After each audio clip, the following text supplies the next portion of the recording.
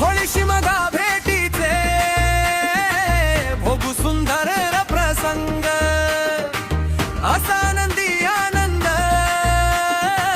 मजा लाभो तुझ्या संग। माझा होकार प्रेमाला नाही कसलाच भंग।